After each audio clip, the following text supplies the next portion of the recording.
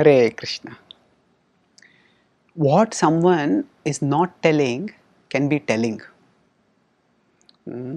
Suppose, say there's a national newspaper which gives breaking news of various events that happen all across the nation. But suppose it never covers news about a particular event. Now maybe there is some insurgency done by some people, and that paper just doesn't cover those news. Now that can be telling. What they are not telling, what they are not speaking at all, that speaks in a very powerful way about their policy, about their priority.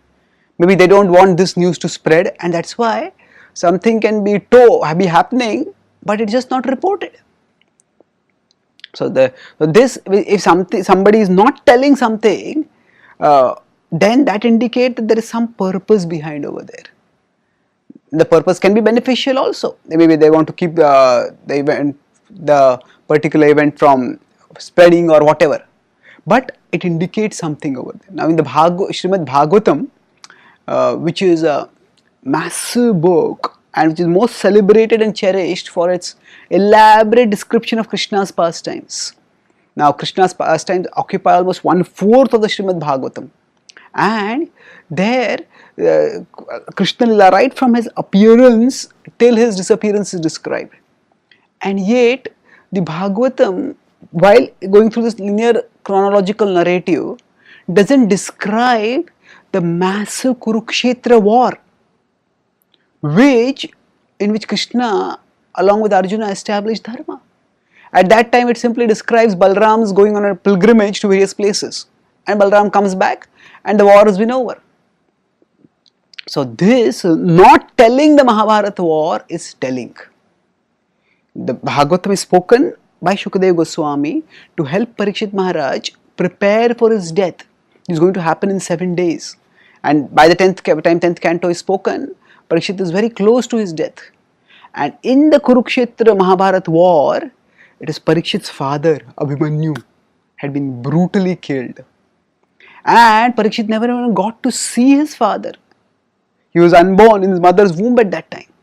So in order to not emotionally disturb him by talking about that distressing incident, the Bhagavatam ensures that Parikshit Maharaj's focus on Krishna stays continuous and undistracted. So what is not told is telling. Similarly, if you look at the Bhagavad-gita, the Bhagavad-gita is spoken on a battlefield, and in this battlefield, if one of the warriors becomes disheartened, loses the will and the spirit to fight, then the other warrior or the other person, who are counselor might be there, they will try to inspire the person to fight. And usually the conversation between two generals or two warriors would be about the glory of winning, the strategy for fighting, or maybe even the depravity of the opponents, that they need to be punished. But if you look at the Bhagavad-gita is spoken on the war field, but it doesn't refer to any of these. Although the Kauravas have been atrocious, the Bhagavad-gita itself does not mention even once the atrocities of the Kauravas. There is no hate speech in the Bhagavad-gita at all. Nor does the Bhagavad-gita discuss even one single war strategy. It simply focuses on the inner war. It tells Arjuna that you have the enemies of lust, anger, greed, and you can overcome them by the weapons of knowledge and detachment, and ultimately devotion. So the Gita is not referring to the outer war. In fact, from the 12th chapter onwards to the 18th chapter, in the last 7 chapters, there is not a single reference to the war at all.